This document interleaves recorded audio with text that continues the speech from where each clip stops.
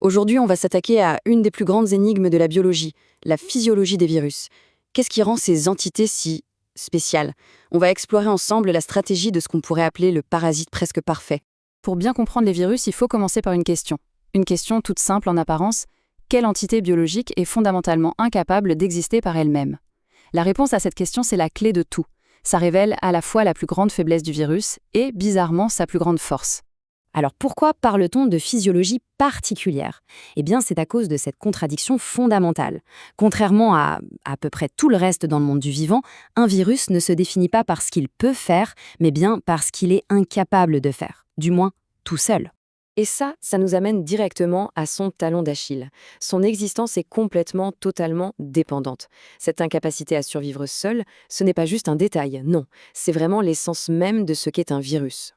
Voilà donc le cœur du problème. Un virus, laissé à lui-même, c'est juste une particule inerte. Il ne peut pas se nourrir, pas bouger, et surtout, il est absolument incapable de se reproduire. Il lui manque toute la machinerie nécessaire pour ça. Et quand on compare, le contraste est saisissant. D'un côté, on a la cellule vivante, une sorte de mini-usine autonome capable de gérer ses propres affaires, et de l'autre, le virus, un parasite absolu, complètement dépendant. Sans un hôte, son code génétique ne sert à rien. C'est une recette de cuisine sans cuisine. La question, c'est comment une entité aussi défaillante a-t-elle pu survivre à travers les âges? La réponse, c'est une stratégie aussi simple que redoutable, développée pour contourner son propre défaut, l'invasion.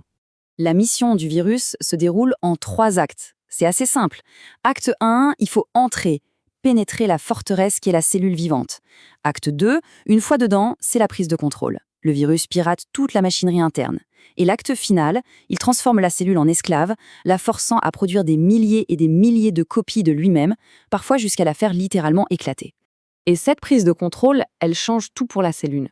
Ce n'est plus un organisme autonome qui vit sa vie. Non, elle devient une véritable usine. Une usine cellulaire réquisitionnée et entièrement dédiée au service de l'envahisseur. C'est exactement ça. Le virus, en fait, voyage léger. Il n'emporte ni outils, ni batterie. Une fois qu'il est à l'intérieur, il se sert. L'énergie, les protéines, les enzymes, toute l'infrastructure de la cellule est détournée pour un seul et unique but: fabriquer plus de virus. C'est un acte de piraterie biologique, ni plus ni moins. L'image est forte, mais c'est exactement ça. La cellule, qui était un organisme complexe et fonctionnel, est réduite à une simple chaîne de montage. Une usine qui tourne à plein régime, avec un seul produit qui sort à la fin, des milliers de nouveaux virus, tous prêts à recommencer le même cycle. Donc, pour résumer, on a vraiment le portrait robot du parasite parfait.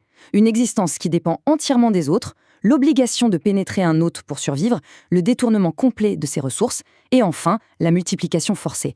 C'est un processus simple, brutal et d'une efficacité redoutable. Et tout ça, ça nous ramène à notre grande énigme du début. Si une entité est totalement incapable de vivre sans pirater la vie d'une autre, est-ce qu'on peut vraiment dire qu'elle est vivante? Le virus, il se trouve pile à cette frontière entre le vivant et l'inerte, un paradoxe fascinant qui, encore aujourd'hui, continue de défier notre propre définition de ce qu'est la vie.